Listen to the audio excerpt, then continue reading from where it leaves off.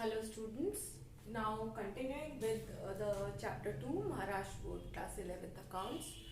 Today we will be studying the classification of accounts.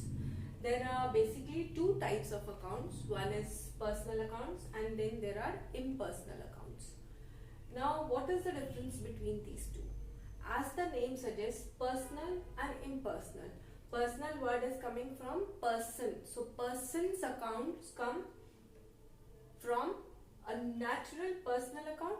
For example, Suresh account, Naresh account, Dinesh account, Sarthak account. So all these are natural personal accounts where the individual person's account is maintained in the books of account. So that is a natural personal account. Then we have artificial personal account, like suppose bank accounts. Bank in itself is an entity. It is a legal entity created by law. So it means it is an artificial person which is created by law. So banks are artificial personal accounts. We also have, maybe you have sports club, educational societies, companies, all these are artificial personal accounts. And then we have a representative personal account where we represent, suppose during the year we have paid some expenses in advance. So those are a representative personal account. If we have paid some supplier in advance some money which does not relate to that year but to some other year, so it is an advance which is paid to him. So representative personal accounts could include your prepaid expenses, because actually these are paid to some person, or there could be some outstanding expenses. The outstanding expenses means those expenses which are yet to be paid. Those are not of that year, those were of that year, but then they were not paid during the year, so now they are to be paid in the next year. So those becomes outstanding. So all these kind of expenses will be your representative personal accounts. थोड़ा सा हम लोग अब इसको हिंदी में भी समझ लेते हैं. अकाउंट्स हमारे दो तरह से क्लासिफाई होते हैं, एक हमारा पर्सनल अकाउंट्स और एक इम्पर्सनल अकाउंट्स. तो ये पर्सनल अकाउंट जो है ये हमारा कहाँ से आया? एक पर्सन से आया. पर्सन किस तरह के होते हैं? एक तो नेचुरल पर्सन, जैसे आप और हम, हमारे अकाउंट्स हो सकते हैं. ए का, बी का, सुरेश का, नरेश का, किसी का भी अकाउंट हो सकता है.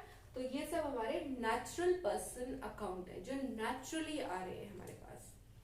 दूसरे होते हैं artificial personal accounts. Artificial personal accounts वो होते हैं जैसे कि हमारे बैंक अकाउंट्स होते हैं जो एक लीगल सिस्टम के थ्रू उनकी आइडेंटिटी बनती है. एक बैंक बनता है by a law of the government.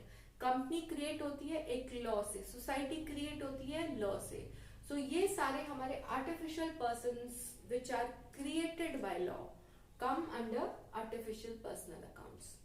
और फिर आते हैं हमारे रिप्रेजेंटेटिव पर्सनल अकाउंट्स. ये होते हैं हमारे, जैसे एग्जांपल, हमने किसी को एडवांस में खर्चा दे दिया और उसने अभी हमें वो काम किया भी नहीं, फिर भी हमने उसे पहले पेमेंट कर दी, एडवांस में पेमेंट कर दी, या हमें एडवांस में पेमेंट आ गया, या कुछ एक्सपेंसेस जो इस साल के नहीं थे, इस साल के थे पर हमने अभी पे नहीं करे, हम उसको आगे वाले साल में लेके जाएंगे, तो वो भी एक पर्सन से रिलेटेड है. तो वो हो जाते हैं हमारे रिप्रेजेंटेटिव पर्सनल अकाउंट्स. सो इस तरह के जितने भी खर्चे या इनकम या कुछ भी इस तरह का आएगा तो वो हम रिप्रेजेंटेटिव पर्सनल अकाउंट्स में दिखाएंगे. आई होप आपको ये वाला समझ में आ रहा होगा. अब हम नेक्स्ट मूव ऑन करेंगे इम्पर्सनल अकाउंट्स पर. So now we move on to impersonal accounts. Impersonal accounts हमारे टू टाइप्स के होते हैं. One is our real accounts and second is our nominal accounts.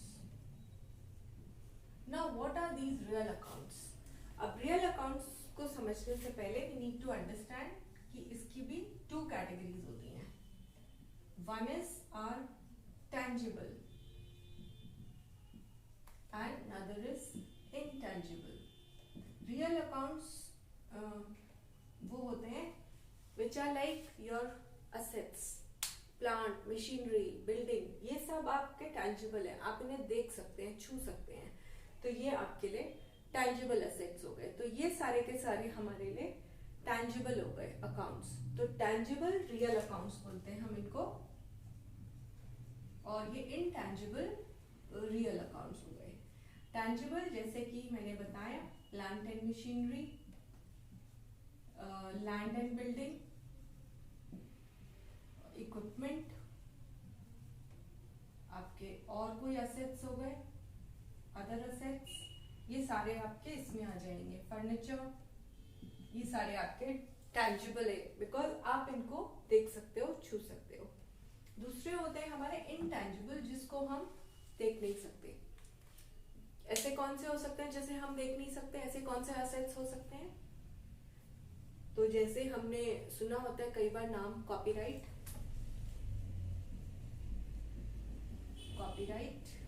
Authors book लिखते हैं, उस पर उनको कॉपीराइट मिलता है, उसको हम कहीं देख नहीं सकते।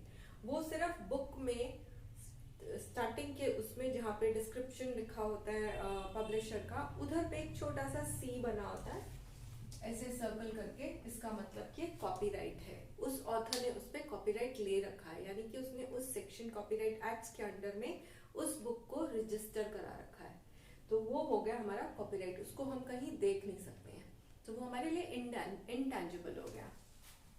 कॉपीराइट, पेटेंट, पेटेंट भी ऐसे ही होता है। पेटेंट मतलब क्या, कोई चीज इन्वेंट हो गई, उसको मॉडिफाई करके फिर से उस पर कुछ एक नया सॉल्यूशन उसकी वजह से निकाल लिया, तो पेटेंट्स एक्ट में उसको हमने फिर से रजिस्टर करा लिया, तो वो हमारा पेटेंट हो गया। इसको भी हम कहीं देख नहीं सकते। पेटेंट बहुत सी चीजों का होता है, सामान का ही नहीं, सर्विसेज का, बहुत सी चीजों का होता है। जैसे कि आपने गाना लिखा, उसका भी होता है, आपने कुछ बुक लिखी है, उसका भी होता है, आपने सपोज इस पेन पे कोई इन्वेंशन कर दिया, इसका भी पेटेंट ले लिया। जैसे कुछ टाइम पहले जो रेफ्रिजरेटर्स थे, कुछ साल पहले तक तो सिर्फ सिंगल डोर होते थे, उसके बाद 2 डोर के आने लगे, तो जिसने फर्स्ट टाइम ये चीज सोची कि 2 डोर का बनाना चाहिए, फ्रीजर सेक्शन अलग रखना चाहिए और नॉर्मल फ्रिज का सेक्शन अलग रखना चाहिए, तो वो उसने उस चीज को पेटेंट करा लिया, उस आइडिया को पेटेंट करा लिया। तो पेटेंट जनरली आइडियाज के होते हैं, तो वो भी हम देख नहीं सकते। और तीसरा होता है कि जो जिसको हम बोलते हैं goodwill.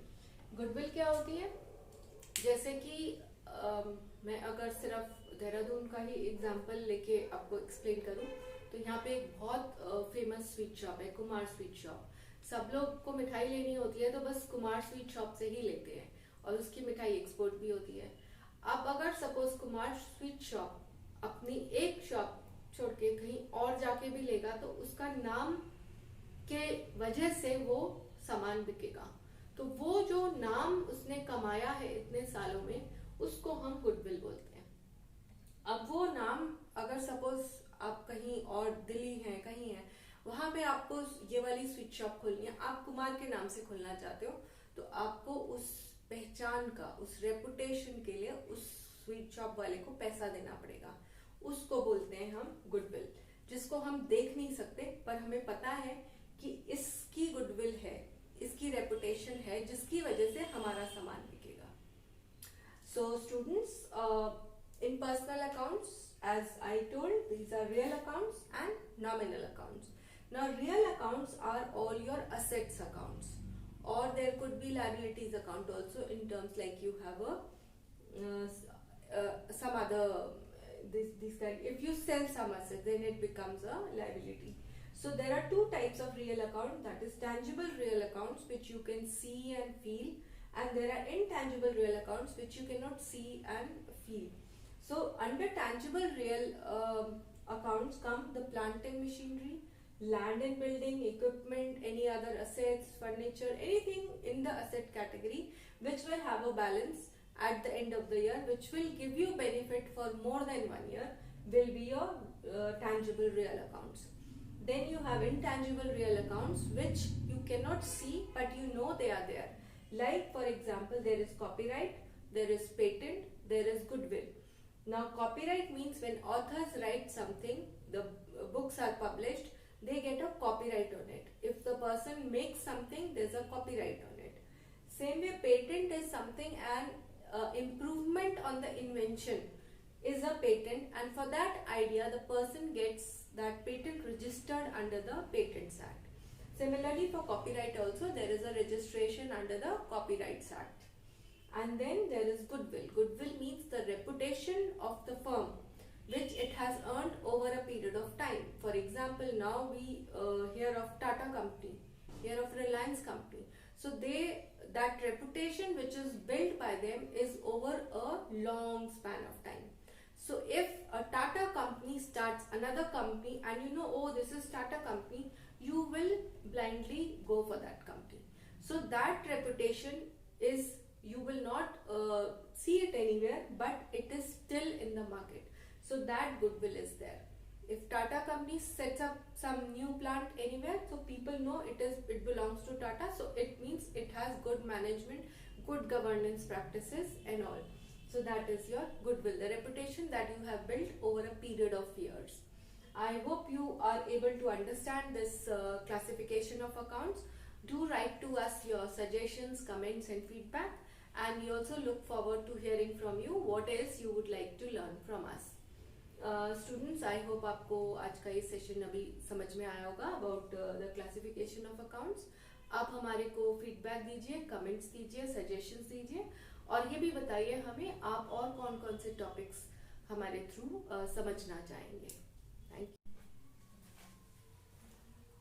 Moving now ahead with the classification of accounts, we will now study what are nominal accounts. Let me just rub this.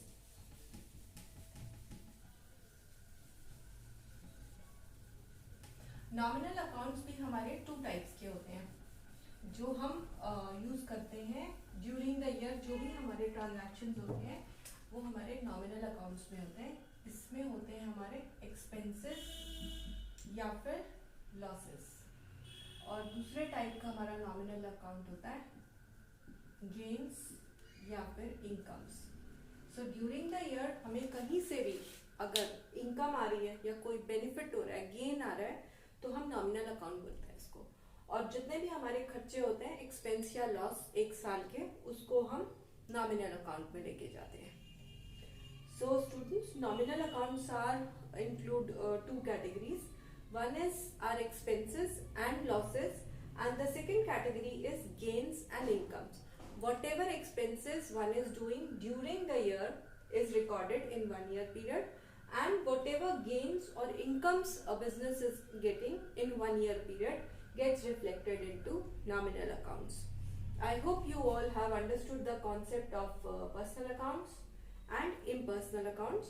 Personal accounts which relate to person or a legal entity or a legal representative, those becomes our personal accounts. And our real account, our impersonal accounts are real accounts and nominal accounts. Real accounts are both tangible and intangible, and our nominal accounts are our expenses or losses or incomes and gains. Now let us discuss the modern classification of accounts. The traditional classification was where we were describing the accounts in terms of real, nominal and personal accounts. Now we have the classification, which is a modern classification, where we classify the accounts into assets category, liability category, capital, revenue and gains and losses, and they all have the rules for debiting or crediting that expenditure. Now assets, you all understand, assets are those things in the business which stay with the business for more than 1 year period, or which give benefit to the organization for more than 1 year period. So those becomes our assets. Plant, machinery, equipment, building, cash, bank balance, debtors, all these are our assets. Unsold stock lying with us is our asset. So assets ka what is the rule? If we have to convert it into debit and credit purpose, if there is an increase in asset, then it is debited. If there is a decrease in asset, then it is credited. Suppose we have purchased machinery.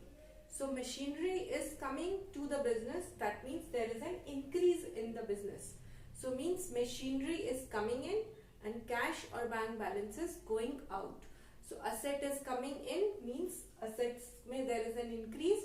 So increase in asset is being debited. So we'll write machinery account debit and what is going out? It is cash which is going out, which is again a asset or a bank. So it means there is a decrease in the asset, so we are crediting the cash or the bank balance. अभी हमने पिछले session में traditional classification of accounts किया था. अब हम modern classification of accounts करते हैं, जिसमें हम अकाउंट्स को 5 कैटेगरी में डिवाइड करते हैं. तो पहली कैटेगरी हमारी रहती है असेट्स. असेट्स जैसे कि मैंने पहले भी बताया, हमारे plant, building, equipment, machinery, furniture, cash, bank balance, ये सारे हमारे असेट्स हैं.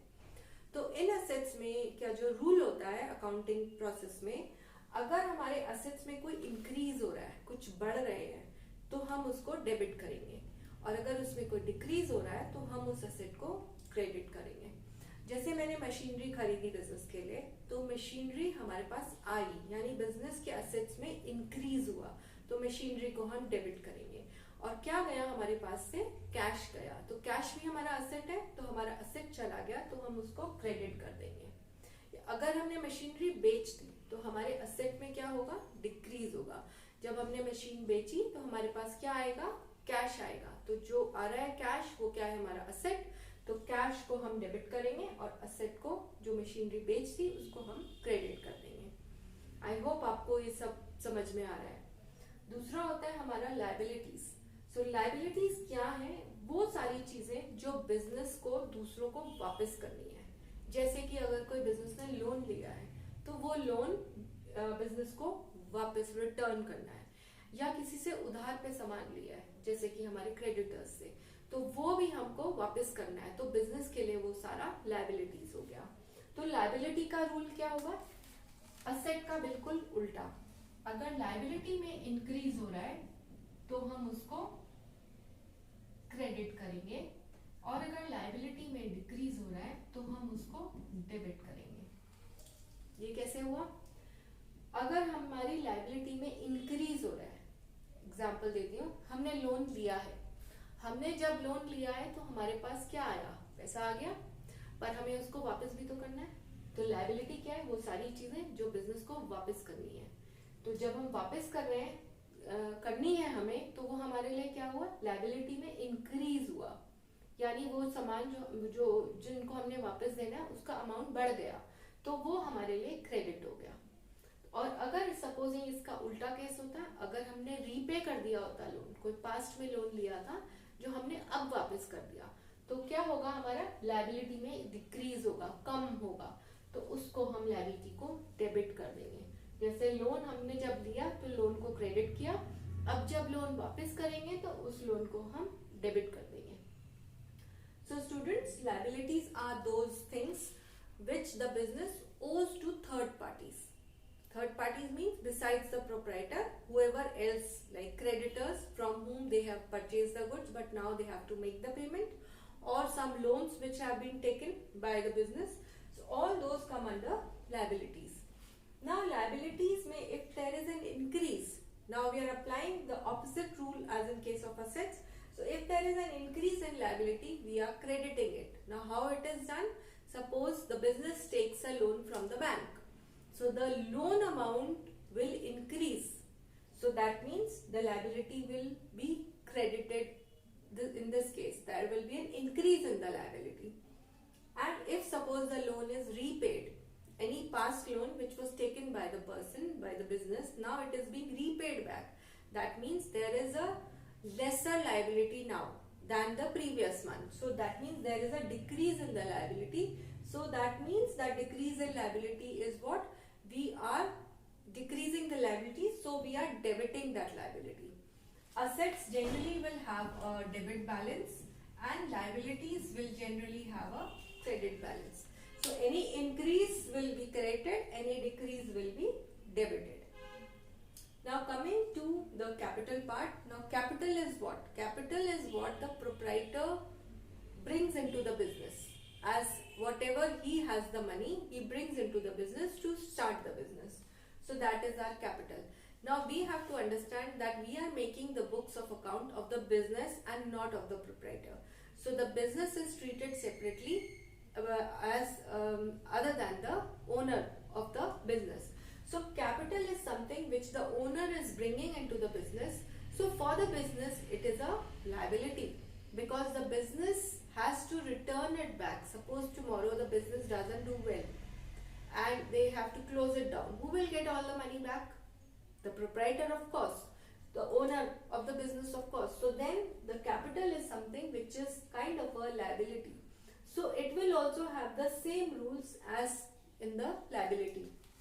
So if there is an increase in capital, it will be credited. If there is a decrease in capital, it will be debited. So I hope you understand this. जो capital portion होता है वो क्या होता है, जो proprietor या owner of the business जो बिजनेस में लेके आ रहा है, वो मनी हो सकता है, वो असेट्स हो सकते हैं, वो कुछ भी हो सकता है. अपने घर की कार उठा के ले आया, घर का फर्नीचर ले आया, ऑफिस फर्नीचर रख दिया उसको. तो इस तरह की कोई भी चीजें जो वो बिजनेस में लेके आता है उसको हम कैपिटल बोलते हैं. अब सपोज वो बिजनेस किसी रीजन से नहीं चलता, प्रोप्राइटर को बंद करना पड़ता है बिजनेस, तो सारा कुछ जो पैसा बचेगा वो किसके पास जाएगा? ओनर के पास ही जाएगा ना. तो ओनर को ऐसे केस में वापस करना पड़ता है ना, बिजनेस को ओनर को वो अमाउंट वापस देना पड़ेगा.